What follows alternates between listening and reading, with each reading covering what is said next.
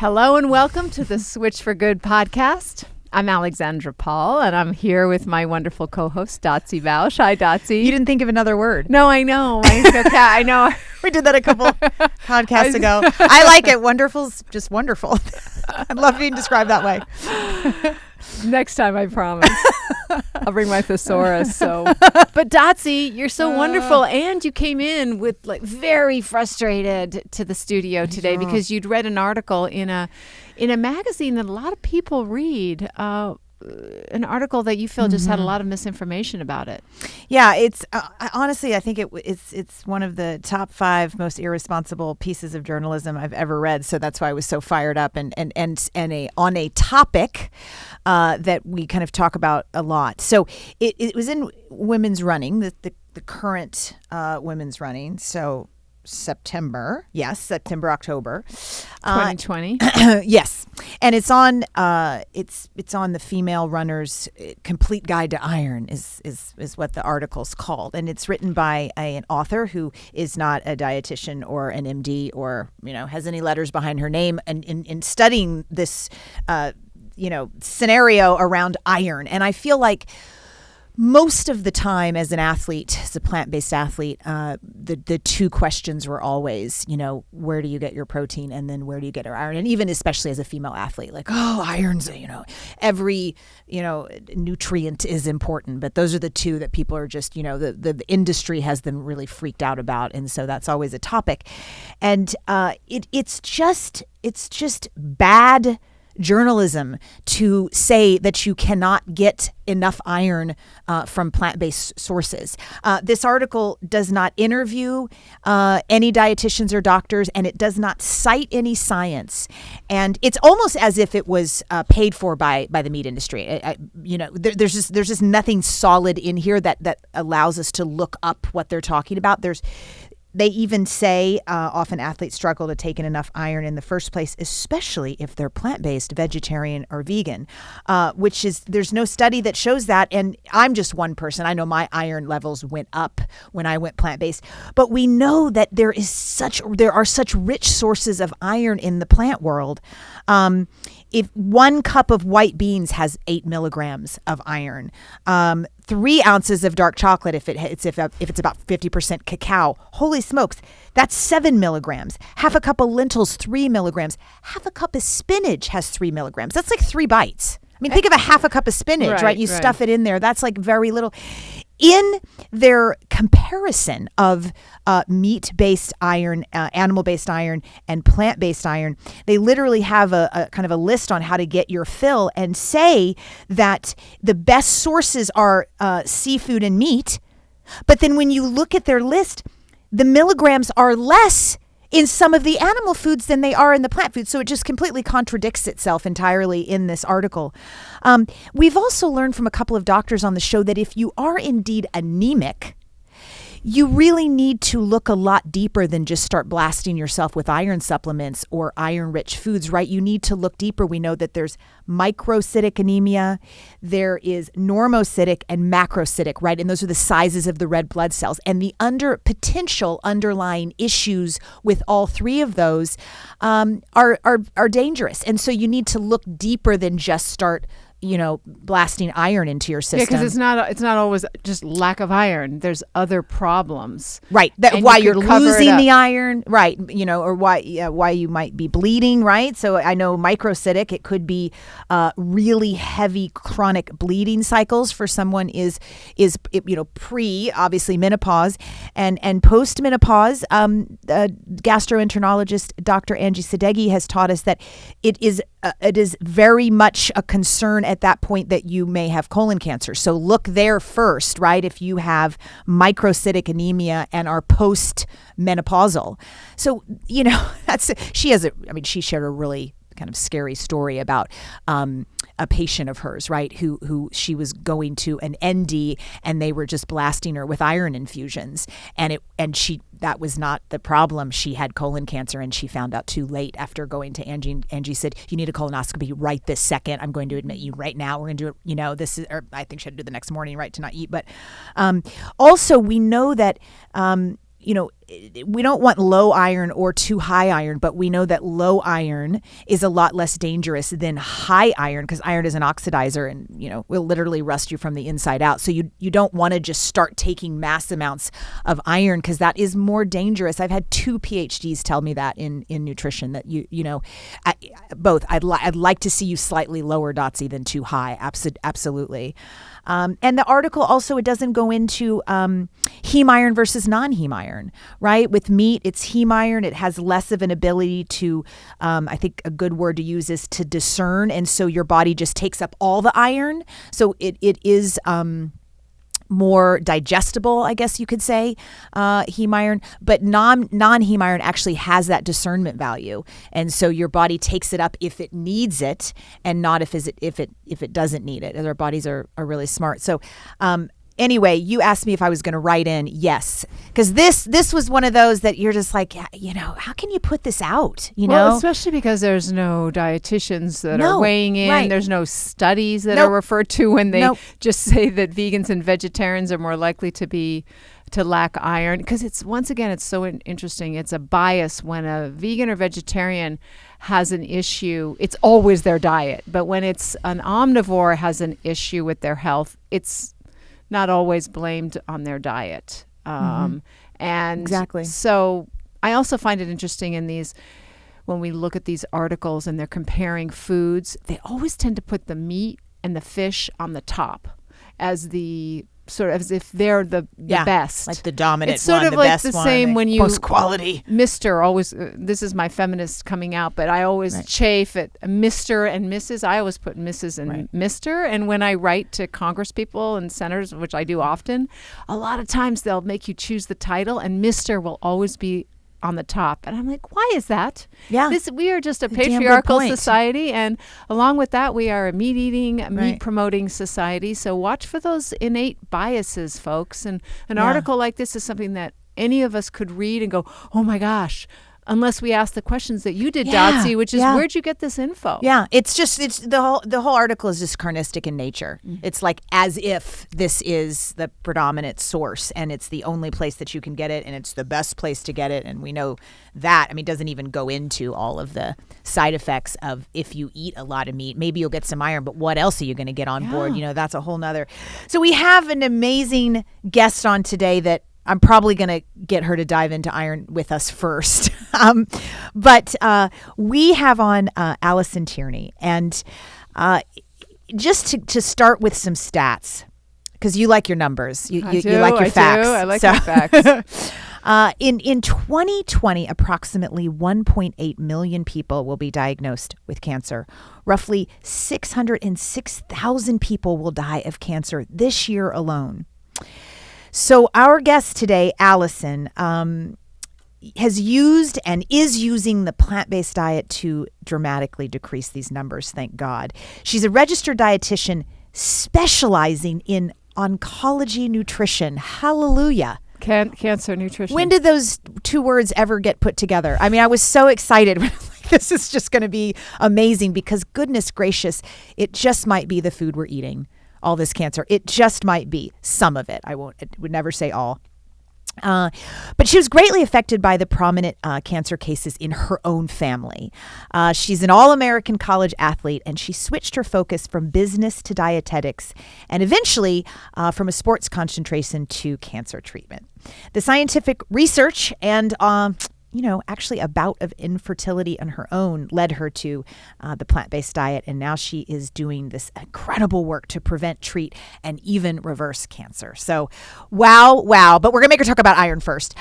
Welcome very much to the Switch for Good podcast, Alison. Thank you so much for having me, ladies. It's a pleasure to be here.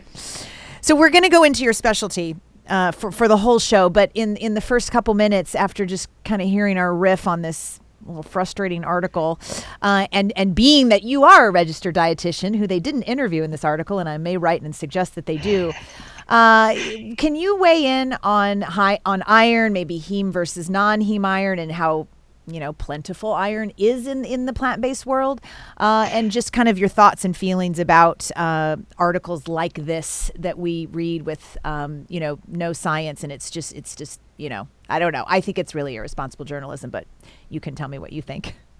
Yeah, no, I had not seen that article, but thank you for sharing it. That would make me very frustrated and upset about it too, because from what you said about the article, it definitely doesn't contain scientific research and evidence, even about the plant-based diet and knocking it down essentially. So heme iron, so really the difference between heme and non-heme. So heme iron, essentially think of blood. Okay, so it is primarily found in animal-based products.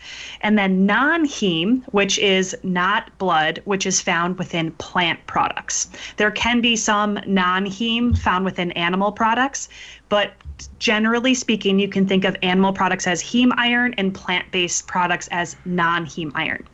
It has been commonly thought that heme iron is superior to non-heme iron, truly because it is more absorbable.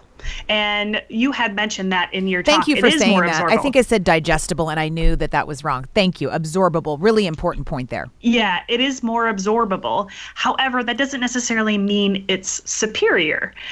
So it is true that non-heme iron, we can't absorb as much of it. However, there are things that we can do to make sure we do absorb more of it, such as, for example, if you have a meal that is high in, let's say, legumes, which has that plant-based iron, non-heme iron, having a source of vitamin C with it helps absorb that non-heme iron better, so that you're going to be able to get more of that iron when you need it. And it's kind of interesting that you mentioned too, Datsy, about the too much iron is not a good thing. There's actually a condition called hemochromatosis, which is where individuals overstore the amount of iron and it causes organ damage. So it is true that we don't want to store too much iron. Some people have this thought process that more is always better, and that's not the case, especially when it comes to iron.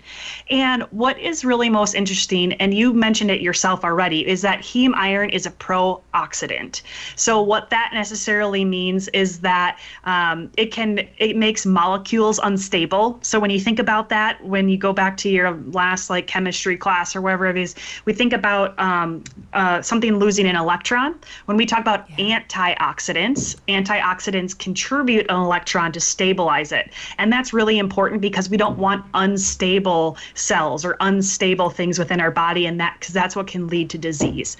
But when it comes a little bit more specifically to the heme iron, unfortunately, it has been found to actually increase the risk of several different types of diseases, and specifically many different types of cancer.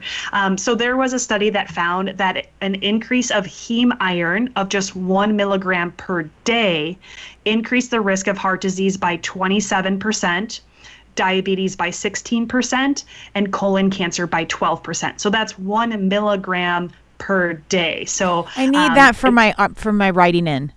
I need you to send absolutely. That to me. Okay. Yep. And I have and that's one of my things that I'm really is really important to me, is citing all my references. Yeah. So I'm happy to do that for you. So really, it's one of those things is that heme iron, in my opinion, and many other professionals' opinion, is not superior. You can 100% get enough iron when it comes to a plant-based diet, whether you're plant predominant or exclusively plant-based. And the other thing that I'm really glad that you mentioned too is that it depends on the type of anemia. So we actually, when doctors draw the labs, they don't necessarily draw an iron panel. They'll look at something called your hemoglobin and your hematocrit. If those numbers are low, that tends to mean anemia. But there are several different types of anemia. So when I, as a dietitian, see these people's labs and their doctor says, "Oh, you're anemic, you should just start an iron supplement," my thing is, whoa, whoa, whoa, whoa, whoa. It's possible that this could be an iron deficiency, but in the population that I primarily work with, which is cancer patients, many of them are going through chemotherapy, which this is not a specific stat, but from my opinion, 98% of people that are going through chemotherapy are going to have low hemoglobin and hematocrit and be classified as anemic. So, but the thing from that is that, yes, there can be microcytic anemia, which can be iron related, or there can be megablastic anemia, but there can also just be chronic disease anemia, which in case of my patients is commonly related to the fact that they have cancer and they're going through chemotherapy. So just throwing iron at them isn't really going to make a difference. So we want to get to the bottom line of what is the anemia, what specific nutrient is it, and if it isn't a specific nutrient, Is it the chemotherapy? Is there bleeding, like you mentioned, in the colon? What is the other root cause of it? So that's really something really hopefully to keep in mind about iron. And just to summarize, absolutely you can get enough iron from a plant-based diet. Boom. Yes, and let me just add one more thing. Since I am all about donating blood, it can be really healthy, especially for men who tend, because they don't bleed every month, Right. they're more likely to get too much iron in their system, and if they're meat eaters. So please, donating blood not only helps others, but it can help you. Alison, what do you think about that? No, I would absolutely agree with that. And that's when we look at iron storage. I mean, men just tend to have more because they don't have menstrual cycles. And women, sometimes they're at more risk, not because they are a plant-based eater, but maybe they have really heavy cycles and really heavy periods. Okay, so then my question is, what is causing that? Which I'm sure we're going to talk about today, which are there lots of hormone disturbances going on? Can that be fixed with diet or other interventions? So there's lots of different avenues that this needs to go down, rather than just getting your annual lab draw and seeing that your hemoglobin is down and, oh, just go ahead and start an iron supplement. And that I've been under that experience where the physician told me that. And unfortunately, I had to advocate for myself and say, like, but this could not be iron. What if this is B12? What if it's folate? Or what if it's just the fact that, I had heavy menstruation? What is this reason behind it? Mm-hmm. So your story in terms of leading initially to a plant-based diet was kind of a combo of you reading the research. I'm assuming that you were already a registered dietitian. Mm-hmm, I was. And then a bout of your own infertility, and the combination of those two, if I have that correct, are what led you to the path of a plant-based diet? You're exactly right. Okay. So what happened is I was in college was when a lot of those family diagnoses of cancer happened. I was a college athlete, so that's where I really was interested in how could nutrition fuel my performance? How could I get better at it? And at that time, I was a business major in school. And believe it or not, my senior year, spring semester, my favorite class I ever took in college was nutrition. And so here I am about to graduate with a business degree. And just, I had a wonderful job offer from a wonderful company in St. Paul, Minnesota. And it was during 2010 where you kind of think, well, how could you turn down a job offer like that? And it just didn't feel right. And I had all these questions in my head about nutrition and cancer. Mm-hmm. And my boyfriend at the time, now husband, he was my biggest advocate to go back to school to be a dietitian. And I would say, silly, it's too late, blah, blah, blah. And I'm 21 years old and thinking that it's too late to go back to school. And, I'm really grateful that he did encourage me. I was about to sign up for getting a master's in finance from a different university because I had a scholarship from the NCAA to go to grad school. And so I was like, well, I might as well just use this money and go to this school. And I was about to press enroll pretty much. And my husband was like, hold on just 1 second. He's like, I will support you in anything that you want to do, but I want to make sure that this is what you want, because I really think you should consider being a dietitian first. And so we ended up making an appointment with the university, and literally when I walked in that door, I think I said to myself, I'm doing this. And so I went back to school and I told my professors and the other people that were involved, I want to be an oncology dietitian. I want to do it because of my family and this is my big interest. So please, can I have any opportunity available? And thankfully I did do that because there's not a lot of opportunity in oncology nutrition. I'd never heard of it, and neither had Dotsie. And we know that in hospitals, the nutrition is just way, way, way down the list when it comes to healing. Absolutely. And yeah, when you come to the specialty of oncology, there's not very many of us. And so I was thankful to be able to get an internship in oncology nutrition. The well-known National Cancer Center, they hired me the day before I started my internship, actually, for when I finished afterwards. And then I worked there for a while. And that's when these bigger questions started happening. I have always been a big believer in doing the best for my patients. And my husband likes to joke how big of a nutrition nerd I am, because I'd come home from work and I would just open nutrition research and nutrition books and just keep on like learning and learning.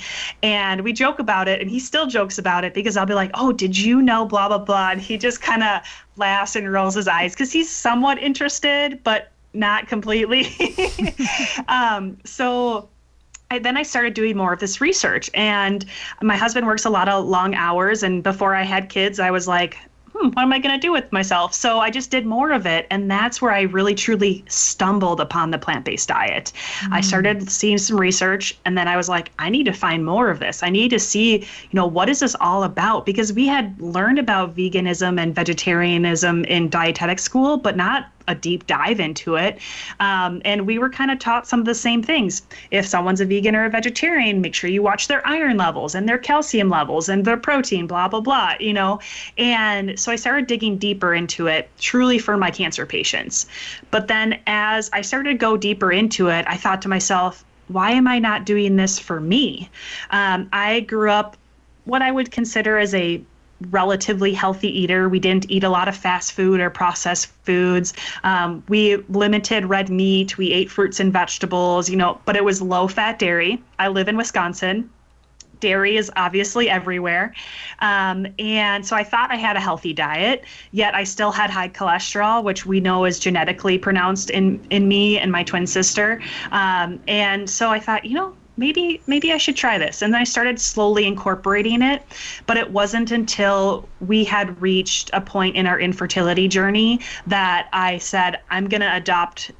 Well, I took a step back and I said to my husband, before we moved on to more fertility type treatments, I said, I don't need you to do it with me, but I've done my research in pregnancy and all that. But I want to fully adopt a whole food plant-based diet and see if it can help us in our journey. And of course, my husband said, whatever you think will help us, let's do it.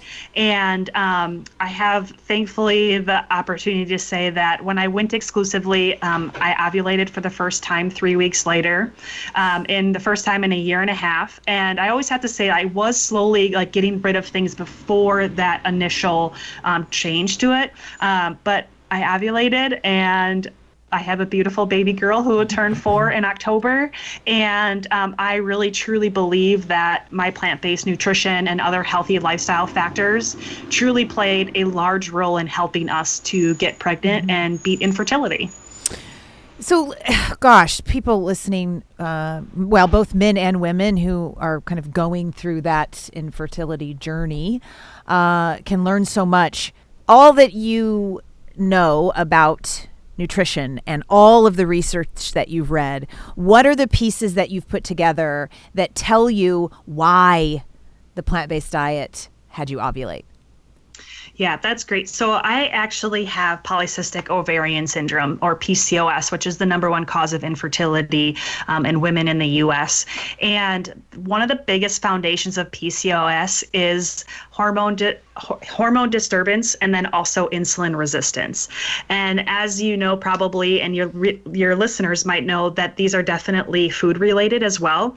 There's some research that's still trying to be done about what initially causes PCOS. Is it genetically related? I read an article, this was definitely just preliminary information and research, but they were talking about how it might be exposure to a specific hormone within the womb that might actually lead to someone developing PCOS later in life. But myself, my twin sister, my older sister, my mom, we all have PCOS. And what is it? What is it? How does it manifest itself?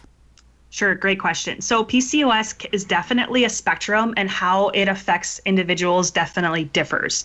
But many of the common symptoms is insulin resistance, also unwanted hair growth, especially like dark hair growth on the face, or other areas of the body that women don't normally get hair, such as like the belly button, but most commonly facial hair.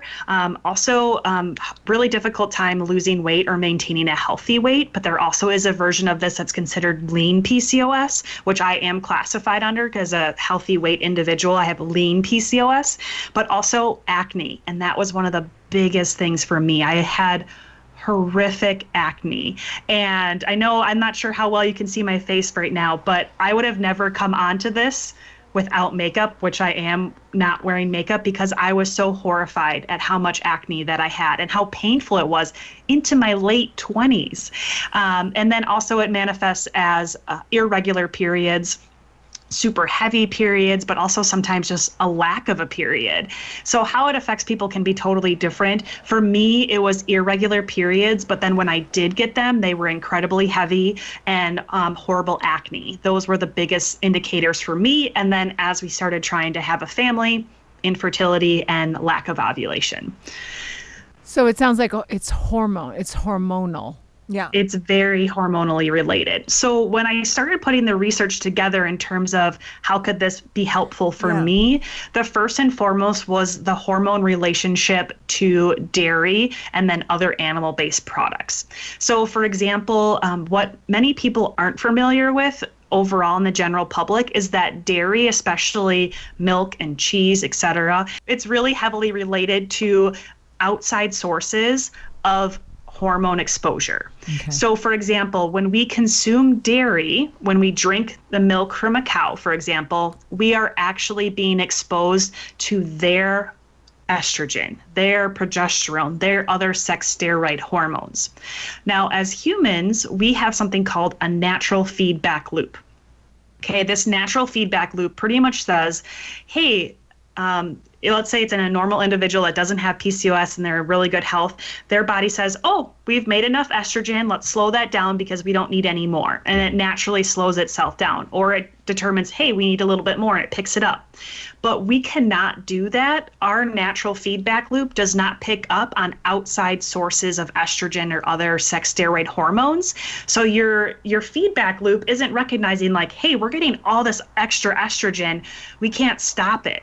So there's that inflow of extra hormones that, as many of us know, too little hormones is not a good thing, and too many hormones is not a good thing. So we want to have that right balance. And it was very clear to me, and obviously my physicians, that my hormone balance was way off. And when one hormone is off, it usually kicks other hormones into being off as well, including things like insulin. It's also related to androgens, which are, related to sex steroid hormones, and then which therefore affects your ability to ovulate because that's all hormonally driven as well. So I started putting it together with that. And first I started by eliminating meat, truly because it wasn't as big of a deal to me. I was never somebody who really thought like, oh, I have to have this. But dairy, admittedly, it was really hard for me to get rid of because of how I grew up and it's always around you.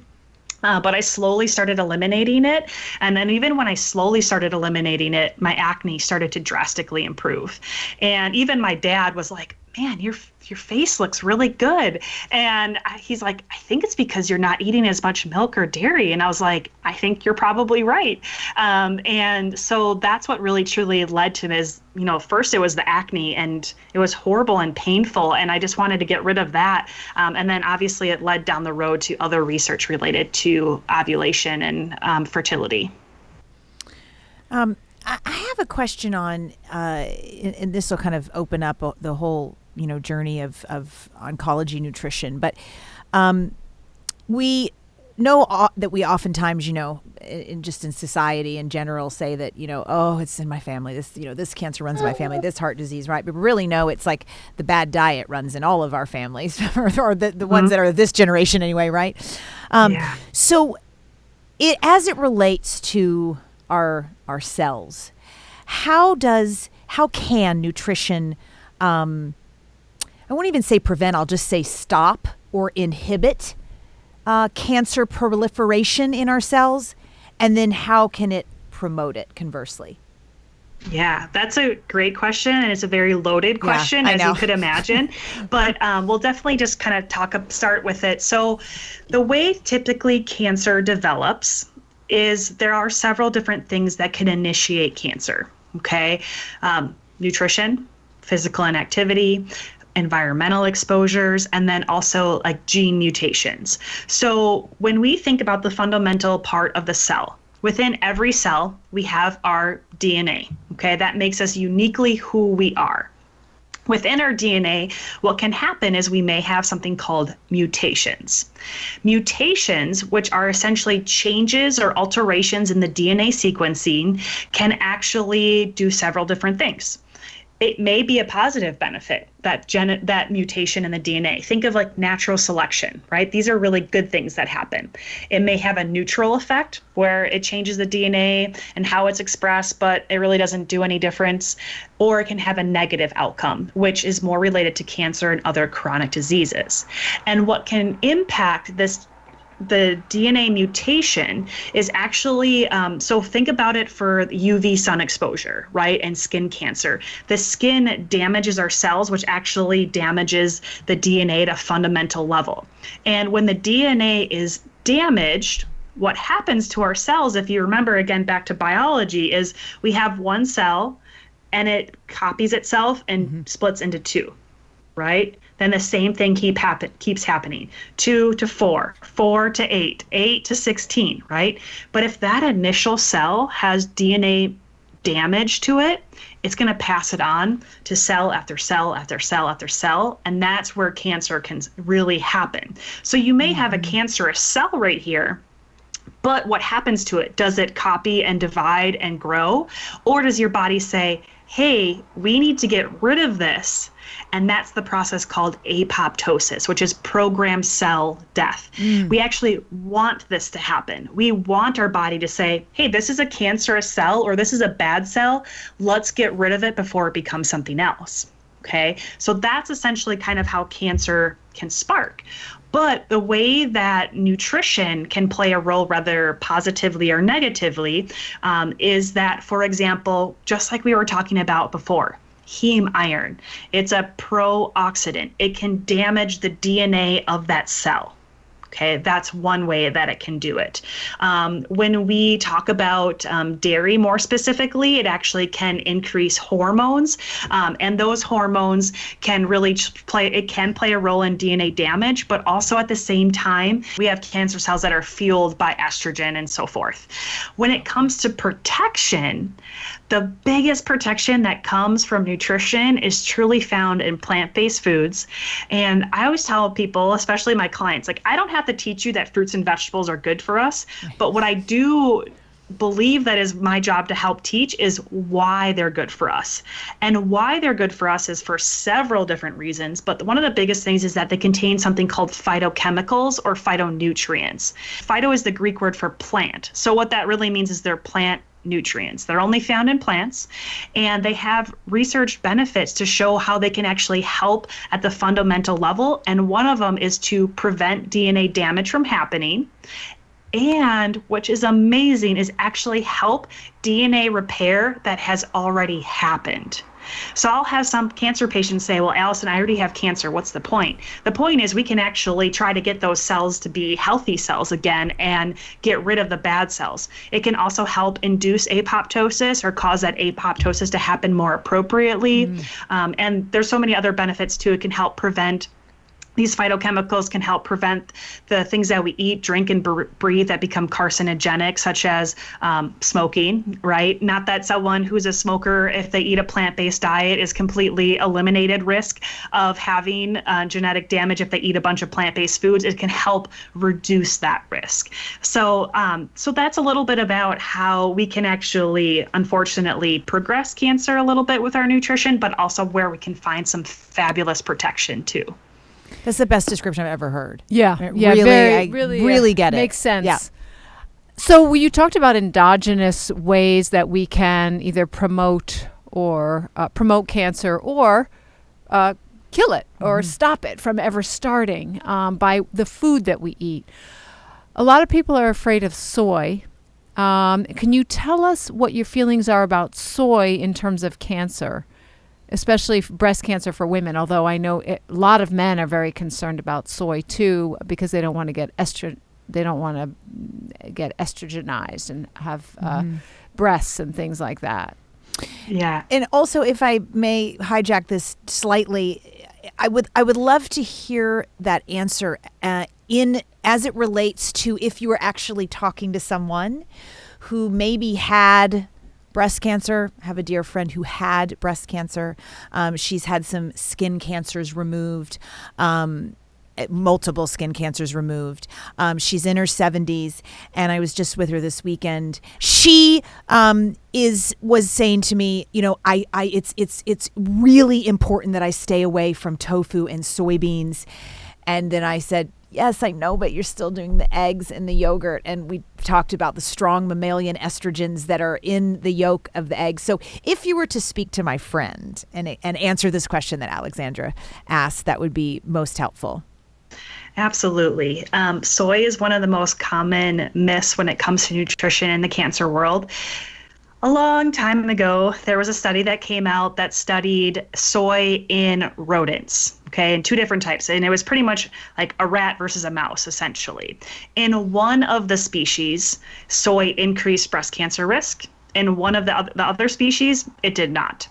So the biggest thing to know is that yes, we can glean information from rodent studies and petri dish studies and animal studies, but we are not the same as a mouse. Yeah, let me just interject here, because this is a pet peeve of mine. We can glean information about how it affects a rodent, but not definitively how it will affect a human.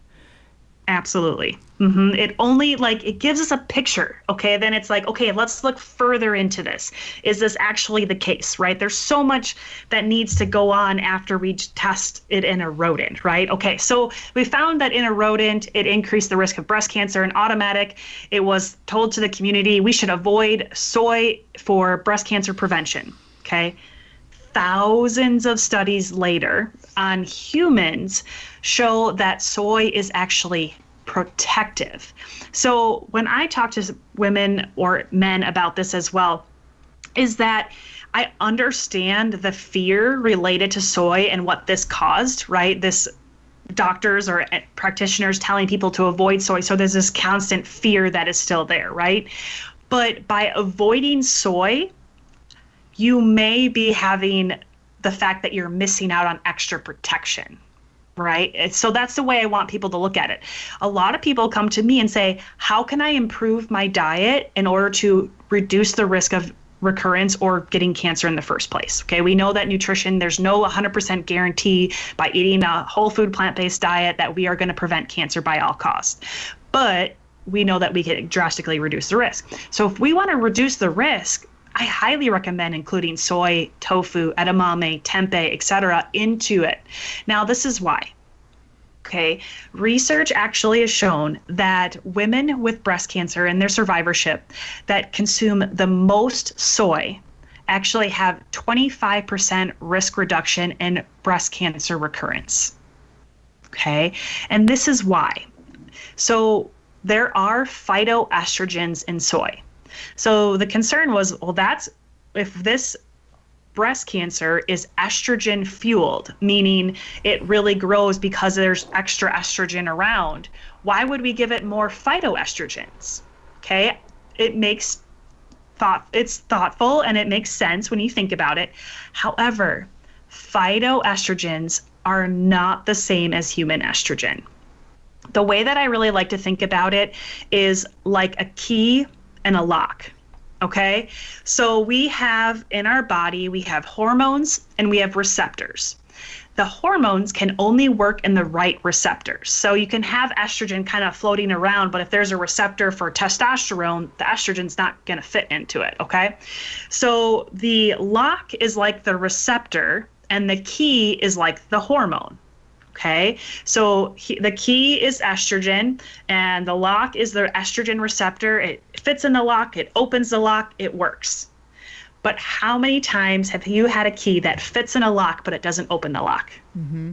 That happens to me all the time. Why is this key going in, but it's not working? Okay, that's on a very simple level what phytoestrogens do. They sit in the same receptor as estrogen, but that means that it does not allow human estrogen to sit in the lock and open the lock and make it work. Mm-hmm. So it actually has an estrogen reducing effect. But it does go a step further. So we actually have two different receptors for estrogen. We have an alpha and a beta. The alpha is actually where human estrogen tends to work. And when we have more of this activating, it actually increases our breast cancer risk. The beta is actually where the phytoestrogens prefer to sit. But when beta is activated, it downplays alpha. Does that make sense?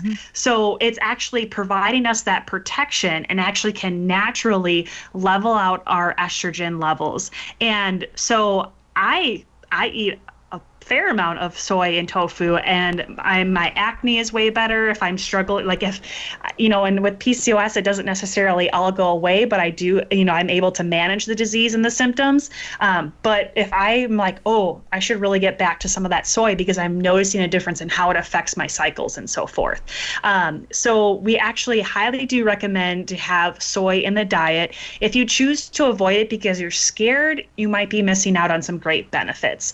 And research actually shows that the consumption of soy earlier in life and in adolescence actually helps protect breast cancer later in life. And when it comes to men and the estrogen, actually, my favorite way to describe this is from Dr. Neil Barnard, is that he says that if you walk up to a man on a beach that has, quote unquote, man boobs or man breasts, ask him how much soy he eats. And the chances are he probably doesn't eat any. And that is my favorite way. But the chances are he drinks cow's milk is very likely, right? Yeah, exactly. So when it comes to males, no, it does not increase a man's estrogen. And in fact, a plant-based diet has actually been shown to increase a male's testosterone and increase their sex drive and so much more. So actually eating tofu in a plant-based diet is even more beneficial for a male, especially when it comes to sexual function and their body. Getting that blood flow going to the penis. Really, Yep. yeah. That helps. You work with so many oncologists in oncology nutrition. And so I have always had the question, I've never had anybody answer it that made any sense to me. Let's just say the soy myth was true. It's not. You've just been really clear that it's not. But let's just say it is. You've got to avoid estrogen. Why are oncologists keeping dairy and egg yolks egg yolks have estrogen, right? It's chicken ovulation. And then dairy is obviously the milk from a pregnant cow. Normally in the dairy industry, they are impregnating them while they're milking from the last birth. So they not only were pregnant, they are pregnant. 15 sex hormones, heavy on the mammalian estrogens. Why doesn't that just make sense? To say, okay, all right, if you're going to stay away from estrogen, make sure you take out the dairy and the egg yolks. Yeah, I think it's a lack of education. In medical school, there is no requirement of a nutrition class. Right. Okay. And even from the people that I know, that friends that went to medical school, they said that even well-known medical schools, this nutrition class that I had to take was horrible. I didn't learn anything. And there's just no emphasis on it. And I in some respect, I understand it. When I think of an oncologist, if I have cancer, I want that oncologist to know my cancer in and out, the treatment options available in and out, and leave the expert of nutrition to the nutrition part of it. When medical students were surveyed about giving nutrition advice after medical school, 6 out of 7 of them do not believe that they're trained enough to give nutrition advice. Yet, most individuals go to their physician for nutrition advice. Yeah. Okay. I have a bachelor's degree in nutrition. I have a master's degree in nutrition. I have a board certification in oncology nutrition, and all of these years of formal education behind me. And I will still have some people say to me, but why didn't my doctor tell me this? Because if this is true, then my doctor must have told me, right? And that's really frustrating to me because that, where we get our nutrition information it's really important where we get it from and who we trust. And, I don't blame physicians for not having time to research nutrition on their own. Okay, when we think about our healthcare system and how it's run and all that kind of stuff, I don't blame them. But what I do wish is that they had more open ears and are willing to read this research that is presented in front of them, which I have done many, many times when I've had a physician not agree with me, and I would respond with, this is why I don't agree with you. And, oh, here's all the research available to why I don't agree with it.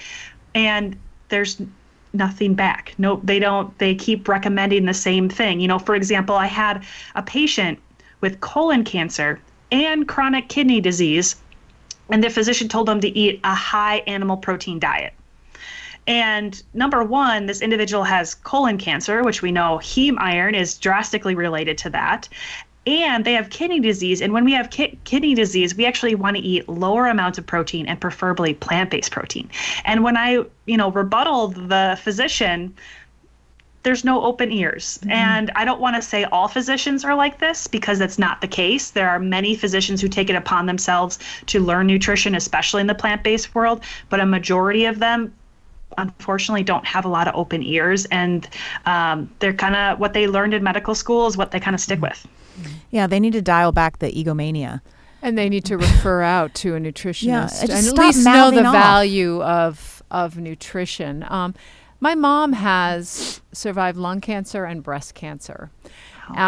She stopped eating all dairy, and she doesn't eat sugar either because she read that sugar feeds cancer. Can you address sugar feeding cancer, and also any other tips you have for cancer patients like my mom who could have a recurrence every 6 months? She's got to go back and check. How should they eat to give themselves the best chance possible that the cancer will not recur? So this sugar feeding cancer is a really important question. So the first and foremost that I like to tell people is that it is true that sugar or glucose, which is essentially what it is in the body, does feed cancer. However, there is a big fat but here, okay? And the reason for that is because glucose or sugar is the primary fuel source for every single cell in our body, okay? So if you were going to take away all sugar, I'm talking all refined sugar, all fruit sugar, some of the sugar, there's little amounts, but sugar found within vegetables, and even take away the good healthy carbohydrates because they break down into glucose as well, we would be removing so many good things for our healthy cells. It may kill the cancer, but it would also probably kill us or hurt us too. Okay. I had one oncologist describe it as, your cancer would die without oxygen, but so would we. Right? So now what I really need to explain a little bit more about sugar feeding cancer is what research really does show.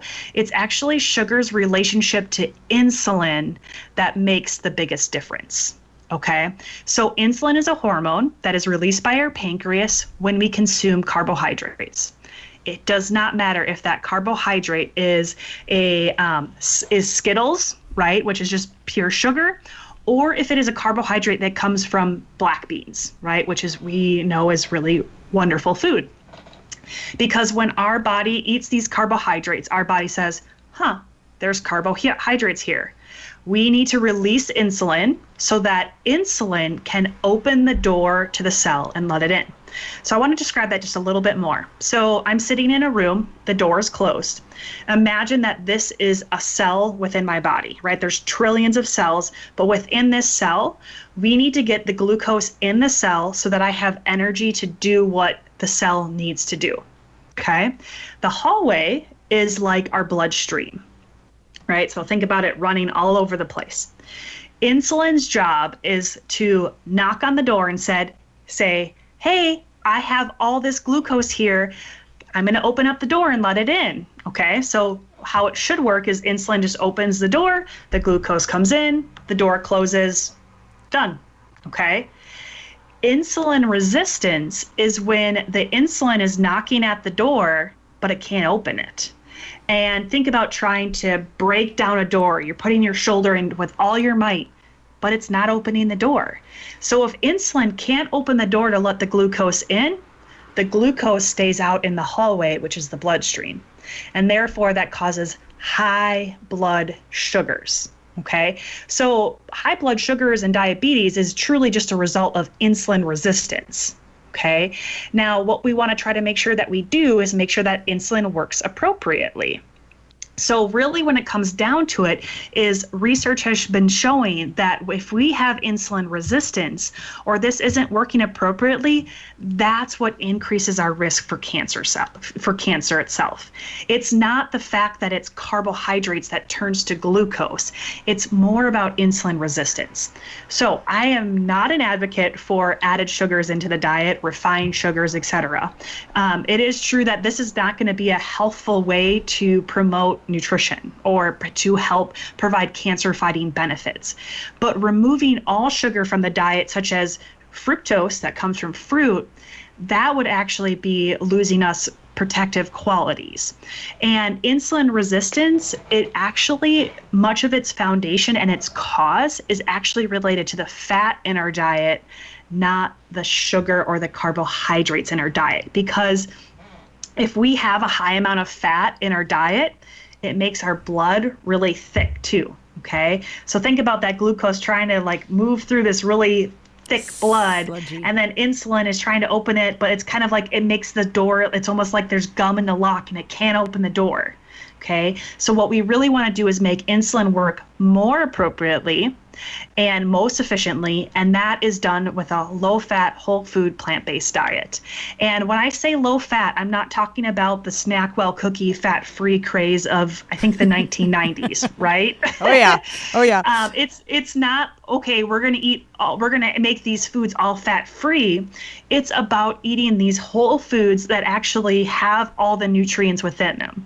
What a lot of people don't really know is that all whole plant-based foods have all the macronutrients we need. And so macronutrients are fat, carbohydrates, and protein. So yes, even broccoli has a tiny little bit of fat in it, tiny little bit, carbohydrates, and protein. Okay, so when we talk about eating a low-fat, whole food, plant-based diet, we can get all the fat we need from a whole food, plant-based diet without adding any oils to it. Now, there could be some exceptions here where we want to talk about omega-3s and maybe algae oil supplementation. That really can kind of depend on the individual as well.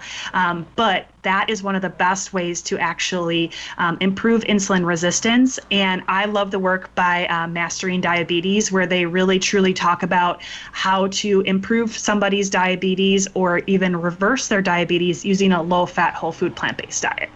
Yeah, we've had Cyrus and Robbie on our show twice.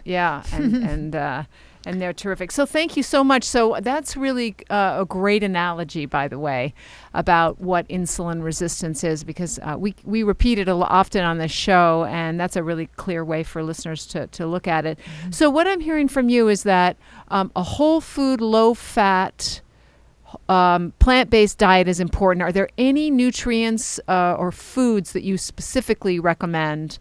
Cruciferous vegetables, for example, are something that I've heard have cancer-fighting properties. Is that true? Absolutely, 100%. And actually, if I were to pick one food, cruciferous vegetables would probably top the list. Either that or dark leafy green vegetables. But I do want to talk about the cruciferous vegetables. So cruciferous vegetables include broccoli, cauliflower, kale, cabbage, Brussels sprouts. They actually grow in a cross formation. So if you think about it, that's why they're called cruciferous. But what actually makes this class of vegetables unique is actually the nutrients that they contain, specifically the phytonutrient glucosinolates. Okay, so plant nutrient glucosinolates. Glucosinolates actually go through a conversion with an enzyme that turns into something called sulforaphane. Sulforaphane is truly where so much of this cancer-fighting property is found, and that's why cruciferous vegetables are really special, because most whole food plant-based products don't really contain the sulforaphane the way that the cruciferous vegetables do. So cruciferous vegetables, 100% recommend. If you can consume a half a cup daily, that would be preferable. But if you're somebody that doesn't already include them, just including them more frequently is always a win. Dark leafy green vegetables, especially like our spinach and our kale, mustard greens, etc., one of the healthiest foods on the planet in terms of nutrient density. So nutrient density is how many nutrients are in it in a certain volume. So because they're such a small volume, but they have incredibly high amount of nutrients, that would be something that's great. When it comes to fruit consumption, I love berries. I mean, berries have some of the highest amount of antioxidants, and there's so many different types of them, but they also contain some of these really great cancer-fighting properties. And then I also really love ground flaxseed. If somebody can include ground flaxseed and at least a tablespoon on a regular basis, whether it's added to oatmeal or salads or smoothies, there's some really great properties in here for both men and women for the prevention of breast cancer and prostate cancer, specifically because of a nutrient called lignans, which is another type of phytochemical that helps. It is actually a phytoestrogen as well, but it actually dampens estrogen. Mm-hmm. So if I wanted to go on a carnivore diet, what are the components besides heme iron, because we've touched on that could proliferate my cancer cells if I have some living in me and I want to move from my whole food plant-based diet to a carnivore diet? Yep. So one thing to think about is a plant-based diet is not protective just because of what it includes, but it's protective because of what it does not include. Okay. So one of those is the heme iron. Animal-based protein itself has been shown to increase the proliferation of cancer cells. And the other thing that I really want to talk about, and this is kind of specific to animal-based protein as well, is IGF-1. IGF-1 is insulin-like growth factor. As you can imagine, we just talked about insulin resistance. It plays a role in insulin, but it truly is a growth factor. It is a known cancer promoter. And the reason why we identified this in research that it was a cancer promoter is because there's individuals that have something called Laron syndrome, and they do not make enough IGF-1, so they actually have a very short stature. These individuals with Laron syndrome actually have, of the ones that have been studied, there are no cancer cases at all. So when they studied these individuals, they were like, why do these individuals have no cancer? And they identified they don't produce IGF-1 or not nearly as much as what regular normal stature adults would. And so they started looking at this more. So IGF-1 is a normal hormone within our body. We have more of it when we're kids or adolescents or when we're pregnant because we're growing, right? We want this to happen. But as adults, we don't want too much IGF-1. We want enough where our hair cells turn over, our skin cells, GI cells. We just want this like low level of growth that happens. We don't want this growth where we're still growing super tall or super wide, okay? Because cancer is uncontrolled cell growth. Yeah. If we're adding more IGF-1, we're fueling the fire with gasoline, okay? And so animal-based protein, chicken, meat, eggs, dairy, have all been shown to increase this IGF-1 in adults. Now, what's really interesting, and because I'm a mom of young kids, right now, one thing that's super interesting to me is, and especially in the athletic world, where I was an athlete, I was told you need to be bigger and stronger, blah, blah, blah. And part of it is we have such a focus on making sure that our kids grow big and strong really fast. Yeah. Research actually shows that dramatic height increases in childhood is actually a link to too much IGF-1 and later increased risk of cancer. And some of that comes from feeding our kids dairy milk, right? And so when I think about it with my own daughter, who does not consume dairy, we raise her plant-based, she develops 100% on pace where she's supposed to, but not drastically fast, right? And this is something that, I look at as protection for her when she gets a little bit older in life, is that, we want them to grow to their full potential, but we don't need to have them do it by the age of 8, right? We want them to do it by appropriate age. Mm-hmm. And so many of us women also get our periods at a super young age. Research actually shows way back in the day, women didn't get their periods until they were like 17 or 18. And now we're seeing it as young as 10, 11. So we actually want to delay growth. When we get older, all we're all trying to do is stop us from getting older quicker, right? Which is actually what we want to do, but we can do that naturally through nutrition as well. So, do you believe that cancer can be reversed and that people who've had cancer can stop the chance of occurrence through diet?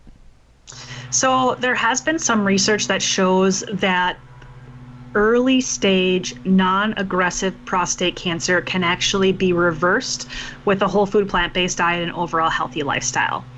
Other cancers have not been shown to be reversed. And so I definitely would never say, like, so a client comes to me and they have a cancer diagnosis, and I would never say, like, oh, we can reverse this 100% with a plant-based diet.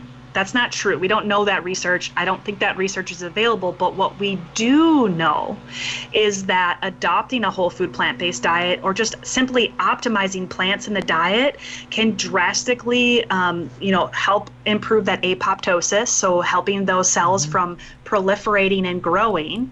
It can also help prevent DNA damage from continuing to happen and actually help DNA repair. So it definitely increases our chances of hopefully putting the disease in remission. And, in particular cases, if you can use the word cure, I don't know if I can use that word, but definitely improve quality of life. I've had several stage 4 cancer patients that I've worked with that some of them, their disease is gone. Some of them where it's just stable, and all they had was continued progression, and now they're stable. And granted, many of these people, I do work with a lot of people that are getting what you would consider conventional cancer treatment, but I truly believe in nutrition as a complement to other cancer treatments. Okay. And so and I believe that every patient gets to decide for themselves how they pursue treatment. But I really look at nutrition as a complementary approach to help reduce the risk and to help increase the fight. And from that standpoint, I think that anybody that is looking to reduce the risk of cancer, or that already has a cancer diagnosis, I do think it's really important to at least have a plant predominant diet, if not working towards a whole food plant-based diet. I've actually had some conversations with Dr. Barnard too. I was like, you should really do research on cancer treatment patients that are going through treatment but follow a whole food plant-based diet, and then have obviously a control to see how much a plant-based diet can manage their side effects.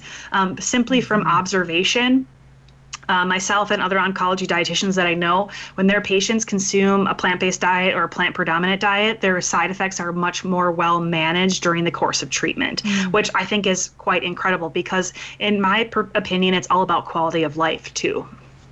Yeah, no doubt. When going through that is just such a intense period of the ages we are, we've had a lot of people that we know that have had cancer and have gone through the gnarliest treatments, and then in the hospital they bring them a burger and macaroni and cheese and a carton of milk for them to experience their horrible side effects from the chemo. It's like, what's happening? Oh man. Yeah.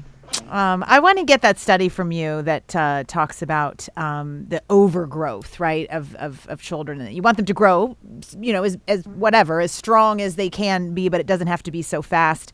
You said that it increases the risk of cancer later in life. This research is from the American Institute for Cancer Research and the World Health Organization. They actually, every 10 years, they have a panel of experts that come together, review all the research, and then make recommendations. And one of those recommendations I'm happy to send you is that it shows increased height is linked to increased IGF-1, and therefore linked to increased risk for cancer later in adulthood. I take estradiol for I've been taking it since I was 46. I'm 57 now. So for perimenopause, and now I'm in menopause. And I'm wondering your thoughts on that. I take a compounded hormone, which is plant-based. I did that because of my veganism, and let me know if you feel like what you recommend in terms of hormones for women, because there are definite advantages. There's reasons why we take them in terms of quality of life, but for a lot of people, there's a concern about cancer specifically with estrogen. I also take progesterone and testosterone. Do you take it for managing side effects of menopause and postmenopause, like hot flashes, etc.? No, because I'm fine with hot flashes. I never really had them very badly. I take them for, I was really incredibly moody, and also sex drive and lubrication. So I think it's mostly sex drive and lubrication, and probably my mood. Sure, absolutely. So my initial reaction is that there might be some concern about this because we're adding estrogen. There's actually, some protective effects, although when we go through menopause, then we have some of these negative side effects, such as sex drive and lubrication, etc. However, it's kind of a protective mechanism as well for our body to go through menopause and have these lower amounts of estrogen as well. So I would definitely highly consider taking a look to see, whether it's worth the risks or not. I'm a big believer in working with other healthcare professionals and interdisciplinary teams. So I would definitely talk to a pharmacist about it and a doctor's opinion. And the biggest thing for me that I'll always tell every client is that I believe my job here is to tell you a little bit about the research, the risks, the benefits, but in the end, it's always the patient's choice to decide what they pursue. And so, for example, I have a lot of people that come to me and ask me about supplementation. Should I take, and beyond like vitamin D and these types of things, should I take this specific type of supplement during my cancer treatment to help reduce recurrence, et cetera? I believe my job is to tell them, okay, this is what the available research is. This is the potential side effects or downfalls. But anytime you take a supplement like these things, there's always a risk associated with it. And it's the patient's job to decide if that's a risk that they're worth taking, what they're worth taking. And I think number one, if you're plant-based, that you have some really great protection when it comes to cancer risk. So that's a really positive. But I think it's definitely, you're kind of playing with what's the positive and what's the negative in taking something like this. And I think as the patient or as the client, whatever you want to say, the biggest thing is you need to decide what is more important to you. Right? Because is there a guarantee that by taking these supplements, you'll have breast cancer? No, not at all. Right. And so it's hard to know really, like, is this fueling the fire or not fueling the fire but the other thing is, if you have an overall healthy lifestyle, you're reducing your risk other ways. So I think it really is a matter of what benefits you're particularly looking for. Thank you. That's great. Thank you so much. Yeah. You're trying to give free advice, aren't you? I always am. That's all I do on this podcast. No. That's exactly right. Are the very first signs of menopause moodiness? Like that was for me when I was weeping in the kitchen and slamming the shelves in the kitchen. And my husband looks at me, he goes, "Who are you?" And I'm like, "I don't know who I am." And I started taking, I got to tell you, I felt so much better. And after starting the hormones and then, sex too. I just don't want to give up sex. And it can be really painful when you get older if you're not lubricated. So there you go, everybody. Yeah. I might prioritize sex over cancer possibilities. I think that's okay. Totally. Absolutely. Well, the thing is, too, a lot of women, especially, men too, but women, especially after cancer and after cancer treatment, their sexual life is something that it can be highly affected. So reaching out for sexual health experts is super important after cancer treatment. And just because it's the way it is doesn't mean that it has to be that way. The way I always think about it is after having a child, just because pelvic floor dysfunction is normal, it doesn't mean that it has to be that way. Right. That's a really good point. Yeah, there's so many for everything to read and learn and not accept that it has to be. You don't have to be the average. Yeah. Thank Yeah. you so much for being on the show. There's so much great information that you've shared with us, and I know a lot of people will really appreciate you're not only helping those with cancer, but helping prevent cancer in our audience. They take the good advice that you've given. Thank you so much. The work that I do, it's just amazing, and it gives so much back to me too. I have so many amazing clients that I just, and so I actually left the cancer center that I was working at traditionally and went into Wholesome LLC exclusively to work with these clients. And I was really worried about what I would miss by leaving the cancer center, because I had so many amazing people that I worked with there. But I can honestly tell you, I mean, I work with people all across the country, and they're just phenomenal. They're amazing. And that's so much more for me than I ever thought it would. And so although this work can be hard, it's incredibly rewarding and challenging, and I feel like I'm exactly where I'm supposed to be. Tell us where people can find you, so in case they want to get some help from you. Yeah, absolutely. So I have a website, wholesomellc.com, pretty simple there. And then also I'm on Instagram and Facebook at Wholesome LLC as well. And on my website, there's a ton of different blogs, especially where I talk about dairy and heme iron and a bunch of recipes as well. Because I always believe that I feel like my job is to help educate, but I also want to help people learn how to do it too. Because I think some people are just told like you should follow a plant-based diet, but then they're not given any guidance. And you know, a lot of people are like, well, what do I do if I don't eat meat and dairy and so forth? And they're just so you can find a lot of that on my website, but you can also find how to contact me, submit, you know, an application for working together if that's something that you're interested in. But I'm very active on Instagram and Facebook as well.